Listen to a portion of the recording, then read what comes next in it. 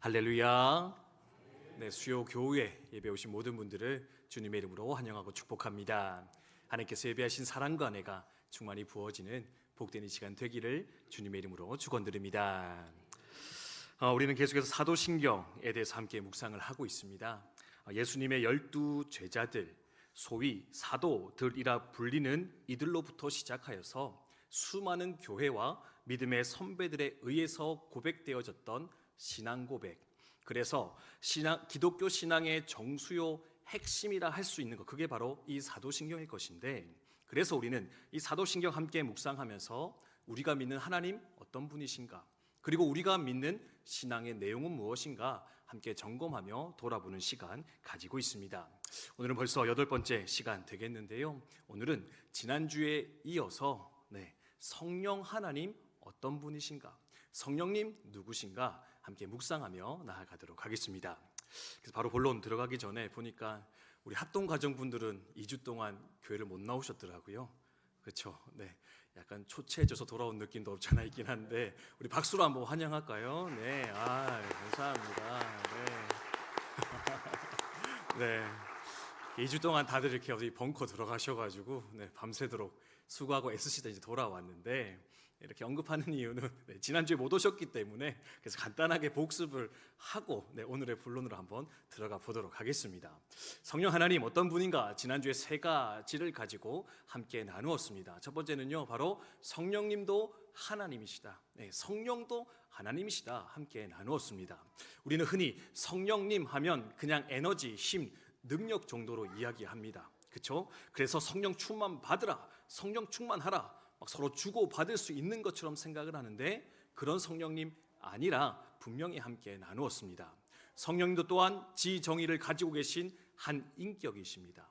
그리고 삼위일체의 한 위격을 담당하시는 분이 바로 성령님이실 것인데, 그러므로 우리는 그 성령님을 하나님으로 인정하고 온전히 섬기는 것이 필요하겠다 함께 나누었습니다.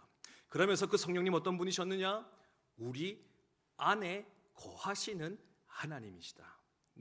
성부 하나님도 성자 예수님도 지금은 하늘 보좌에 계셔서 이 땅을 다스리시고 바라보시는데, 성령 하나님만이 어디 계시는 분이시냐, 바로 이 땅 위에 우리 안에 거하셔서 우리의 연약함을 도우시며 우리를 인도하여 가시는 분, 그분이 바로 성령 하나님이십니다. 특별히 그래서요, 그분을 가리켜서 뭐라 이야기하느냐, 보혜사 성령님이다. 보혜사 성령님. 보혜사가 무슨 뜻이냐, 돕는 자, 위로자라는 뜻인데, 우리가 인생길 걸어갈 때 뜻대로 되지 않고 신앙도 내 마음대로 되지 않는데, 그런 우리의 약함을 아시고 우리를 도와주시는 분, 우리를 격려하시는 분, 위로하시는 분, 그리고 하나님의 말씀과 그 진리를 우리에게 깨우쳐 주시고 가르치시는 분, 그분이 바로 성령 하나님이실 것인데, 그 성령님의 임재를 우리는 인식하고 또 그분과 동행하며 살아가야 합니다. 이것이 바로 지난주에 나누었던 성령님의 존재에 대한 나눔이고 묵상이었습니다. 자, 이제 우리가 존재에 대해서 배웠거든요. 사도신경 쭉 배워오신 분들은 이제 존재가 나오면 그 다음에 뭐가 나온다 좀 이제 예상을 하셔야 되는데, 여러분 이렇게 성부 하나님, 성자 예수님에 대해서도 이렇게 존재론적인 고백이 나왔잖아요. 그럼 그 다음에 뭐가 나왔었죠? 할렐루야, 감사합니다. 이진우 지사님, 역할, 사역이 등장한다 이렇게 나누었었는데, 그러니까 성부 하나님도 누구셨습니까?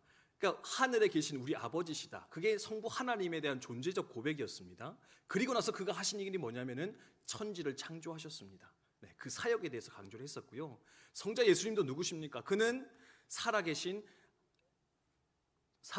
하나님의 아들이시고요, 그리고 우리의 주인이시며 그리스도이시다, 구원자이시다. 근데 그분이 무엇을 하셨느냐, 성육신 하셨고 고난받으셨고 부활하셨다가 승천하셔서 하나님 보좌 위에 앉으시사 우리를 위해서 기도하고 계신다. 그것이 바로 예수님의 사역이었다 함께 나누었습니다.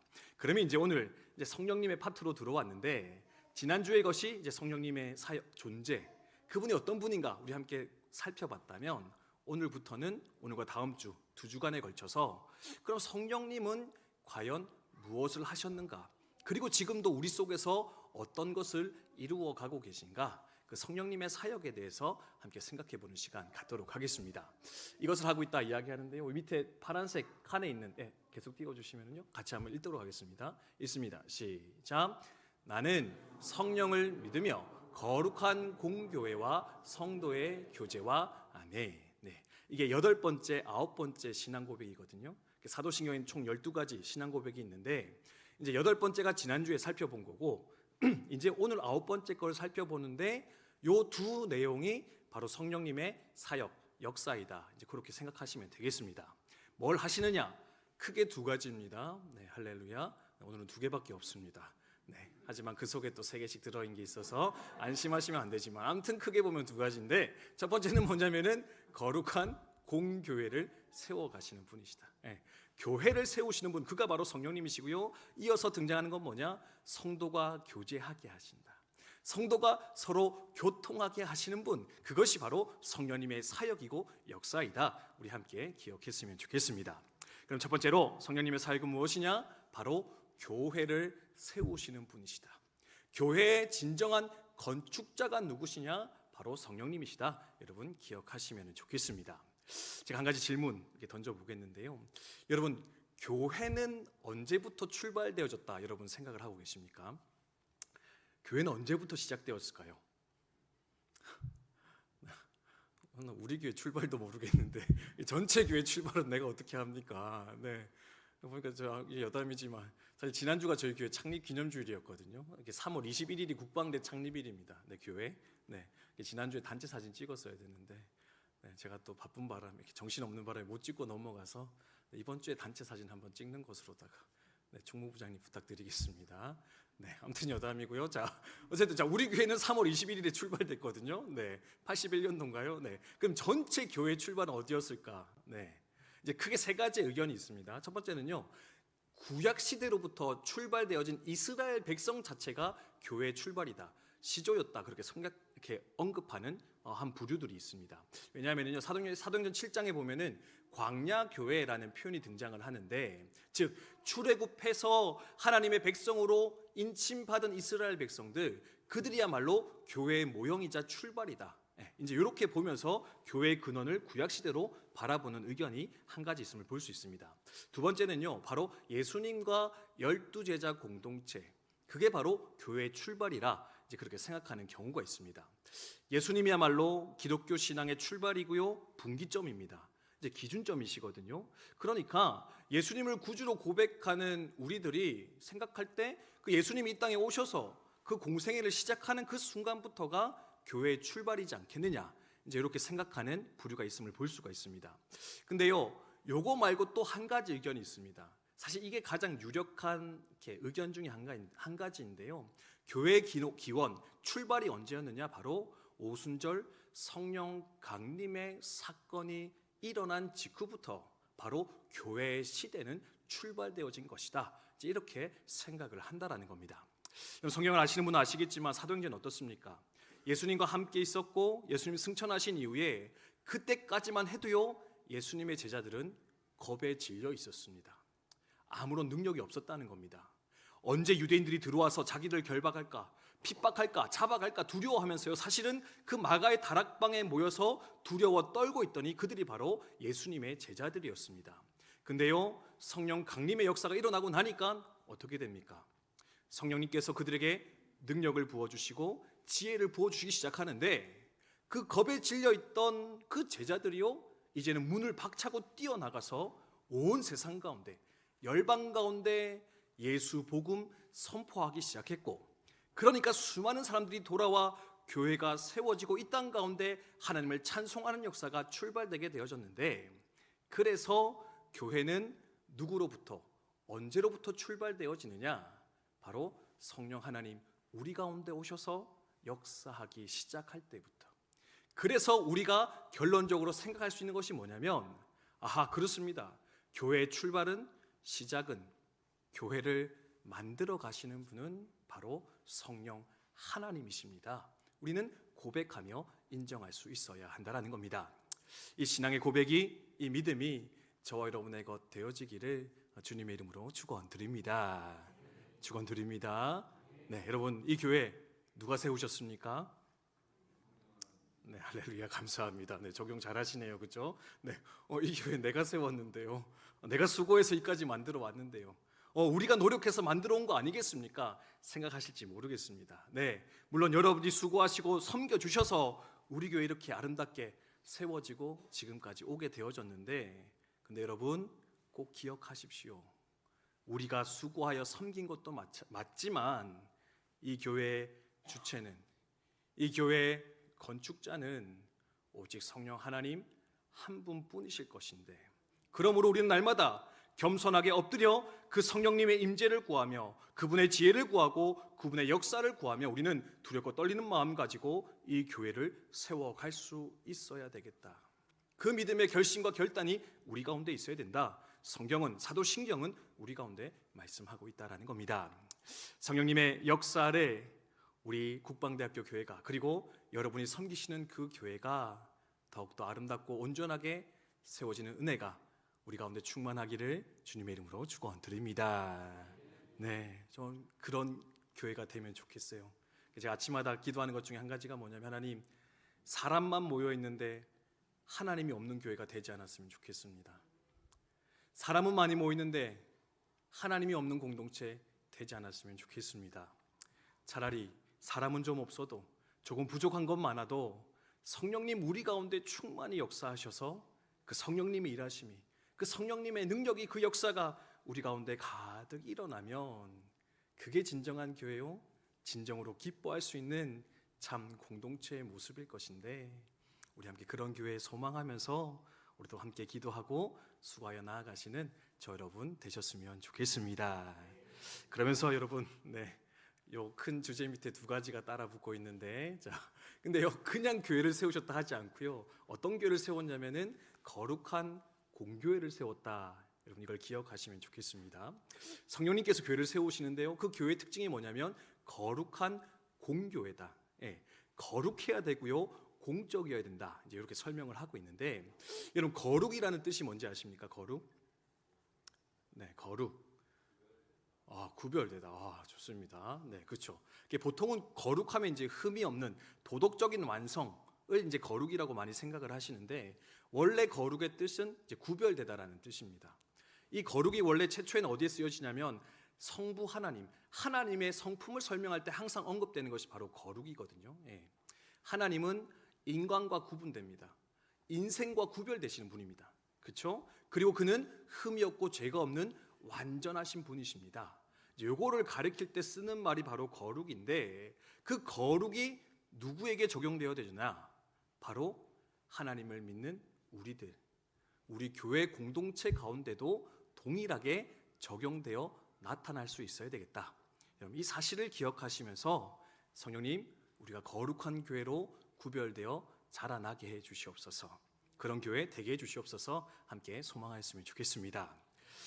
제가 이렇게 우리 젊은 분들, 이렇게 신앙을 처음 출발하시는 분들 만날 때마다 이렇게 이런 얘기를 한 번씩 듣습니다. 저희 하나복 교재에도 등장을 하는데, 신앙생활에 큰 걸림돌이 3가지 정도 있는데, 그 중에 한 가지가 뭐냐면은 교회 다니는 사람들의 부도덕함, 그게 신앙생활의 가장 큰 걸림돌이다. 이제 이렇게 표현되고 나누는 걸 볼 수가 있거든요. 예.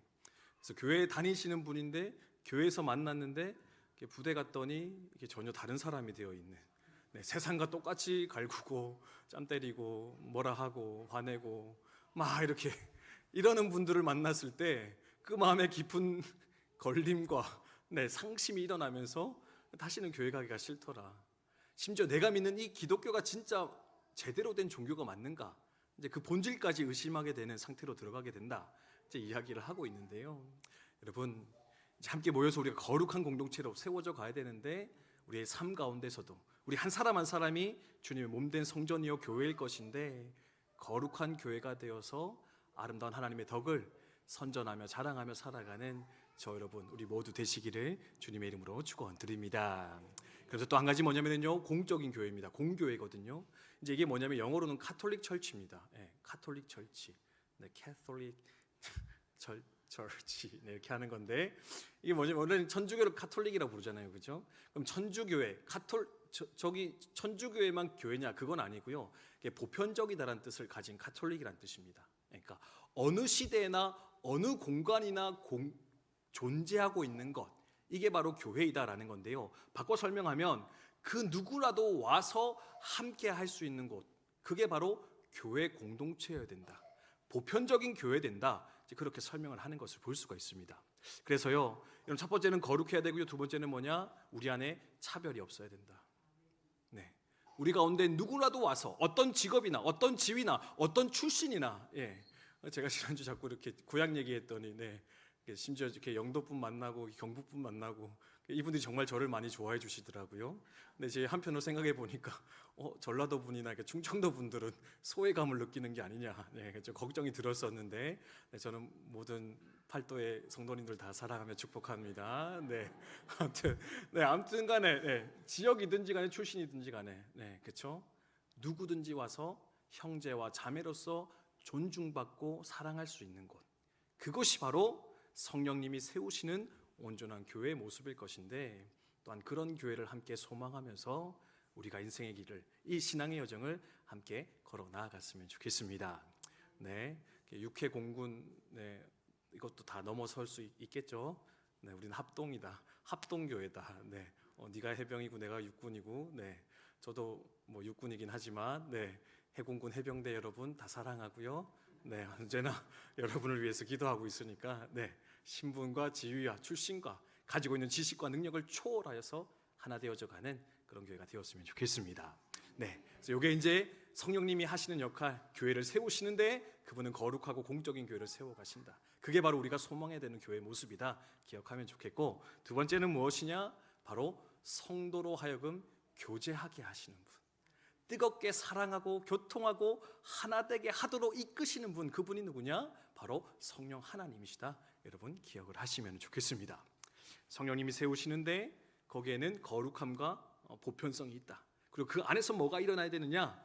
성도의 교제가 일어나야 되는데, 이 또한 성령님의 역사요 은혜 가운데서만 이루어지는 거다. 여러분 기억하면 좋겠습니다.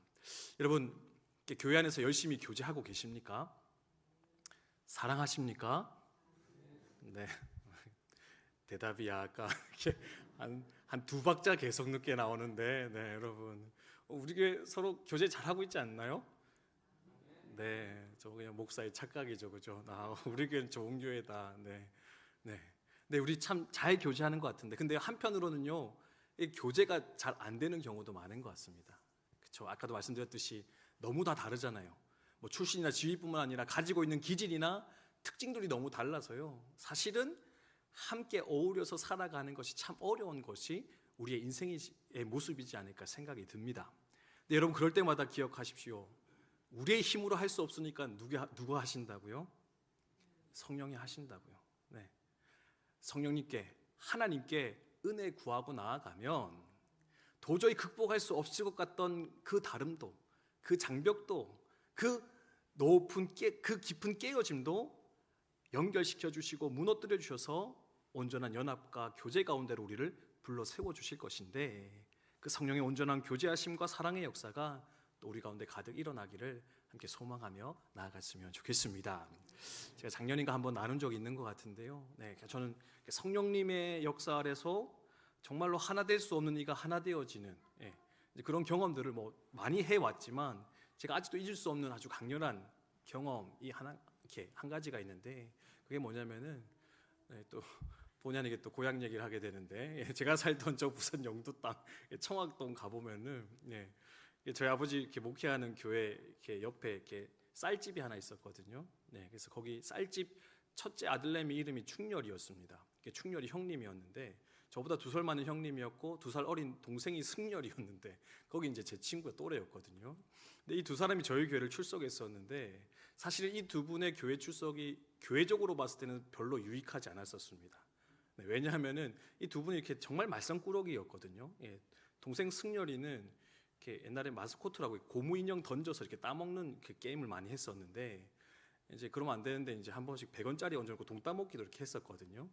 근데 이제 남의 집 대리석 계단 앞에서 이제 그걸 막 하는데, 대리석 구멍 사이로 100원짜리가 들어간 겁니다. 여러분, 그럼 보통 어떻게 하는 게 맞습니까? 대리석 계단 틈 사이로 100원짜리 들어갔습니다. 그럼 100원짜리를 포기하는 게 맞을까요? 그걸 깨뜨려서 100원을 꺼내는 게 맞을까요? 상식적으로 생각해서는 그거를 그냥 포기하고 돌아서는 게 뭔가 되게 상식적인 선택이지 않겠습니까? 근데 제가 이 얘기를 하는 이유가 뭡니까? 이 승열이는 어린 제가 봤어도 저러면 안 될 것 같은 행동을 서슴지 않고 했던 친구인데 그 남의 집 대리석 계단을 큰 돌멩이로 깨뜨려가지고 그 틈 사이 들어간 100원짜리를 꺼내왔다. 결국에는 그 주인 할아버지가 그 사실 알고 노발대발해가지고 그 어머니 쫓아오시고 물어주시고, 그 뒤로 결국에 그 대리석 전체를 못 갈고 세면으로 발라가지고 이렇게 한 귀퉁이가 남아 있었던, 그걸 제가 어린 시절 계속 보면서 살아왔었는데, 하여튼 동생 승열이 군은 그렇게 했었고, 지금 잘 사는지 모르겠네요. 그리고 그 충렬이 형님은 어떤 분이었냐면, 그분도 뭐 이렇게 만만치 않았는데, 이제 그분이 교회 와서 이제 했던 이렇게 만행 중에 한 가지가, 이렇게 예전에 이렇게 뭐 전화 같은 거 걸면은 지금의 뭐 079 같은 느낌이었던 것 같아요. 이렇게 운세도 봐주고, 이렇게 점도 봐주고 뭐 이렇게 하는 건데, 그게 이제 통화료가 엄청 셌었거든요. 근데 이거 교회 셔터 문을 열고 몰래 들어와가지고 교회 전화기로 이제 그런 걸 계속 하신 겁니다. 그러니까 이제 그 다음 달에 전화요금 폭탄이 나왔는데 저희 아버지가 이제 목회하셨으니까 이게 도대체 어떻게 된 일이냐 추적하고 추적해 보니까 그 충렬이 형님께서 몰래 밤마다 들어와가지고 그거 폰으로 이제 그런 거 이렇게 뭐 오늘의 운세 이런 거 계속 이렇게 하고 뭐 이렇게 연락 받고 이렇게 하셔가지고 요금 폭탄이 나왔다. 이제 그런 형님이셨습니다. 저는 사실 그래서 두 형제를 볼 때마다 뭐 같이 놀긴 했지만 재밌게 놀았지만 뭔가 이렇게 한 곳에 불편한 마음을 가지고 이렇게 살았었는데, 요점은 뭐냐면은 이제 제가 중2 때 청소년 여름 수련회를 같이 갔었는데 2박 3일 일정으로 갔고, 둘째 날은 항상 저희가 캠프 파이어하고 기도회하고 캠프 파이어하고 이제 밤새 놀다가 이제 집에 오는 게 이제 일반적인 일정이었는데, 하여튼 기도를 열심히 하고 이제 캠프 파이어 하러 가서 이제 또 이렇게 뭐 이렇게 포크 댄스라 그러나요? 이렇게 춤추는 거 이렇게 막 하고 거기서 이제 마지막으로 짝기도를 하는데, 근데 거기서 되게 놀라운 경험을 했었습니다. 돌아가면서 이제 짝기도를 쭉 하는데 충렬이 형님이 이렇게 저한테 올 차례가 됐더라고요. 그래서 이제 손을 붙잡고 같이 기도해야 되는데 이제 그냥 형식적인 고백이었습니다. 하나님 감사합니다.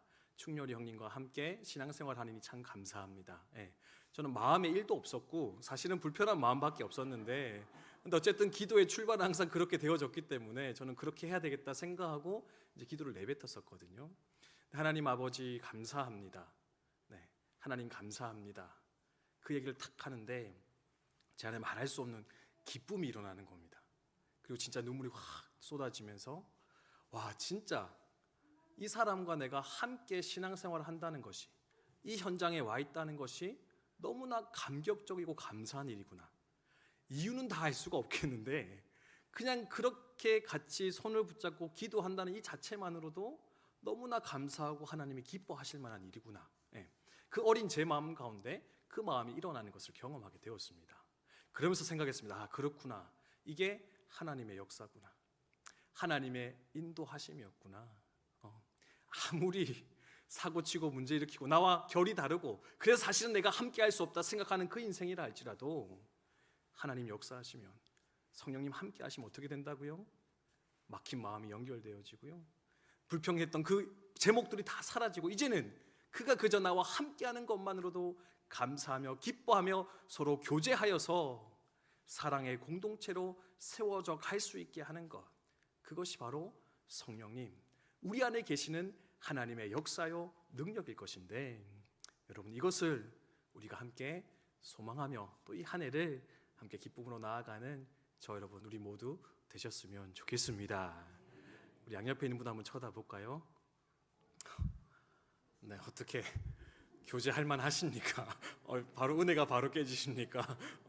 이건 아닌 것 같다. 잘 보시고요. 그 영혼, 그 사람 사랑하라고 불러주셨으니까, 내가 돌보라고, 내가 섬기라고 불러주신 하나님의 귀한 딸이요 아들일 것인데, 성령 안에서 그들을 함께 섬기면서 사랑하면서 함께 이 길을 걸어가시는 저 여러분 모두가 되셨으면 좋겠습니다. 수요 교우에 독서 나눔하는데 오늘 책에 그런 내용이 있더라고요. 하나님 왜 인간을 창조하셨을까? 사랑은요 더 많이 하면 할수록 풍성해지니까 삼위일체 하나님 그 세 분의 사랑만으로 충분했지만 그 사랑 더 풍성케 하기 위해서 인생을 만드시고 우리에게 하나님의 형상을 부어주셨다. 여러분, 그렇다면은 우리에게 주어진 가장 큰 사명, 사랑하는 것, 하나 되는 것, 교제하여 나아가는 것, 그것일 것인데 저는 그 길을 올해도 기쁨으로 걸어가시는 우리 모두 되셨으면 좋겠습니다. 우리 찬송부로 함께 기도하겠는데요. 우리 하나님의 은혜로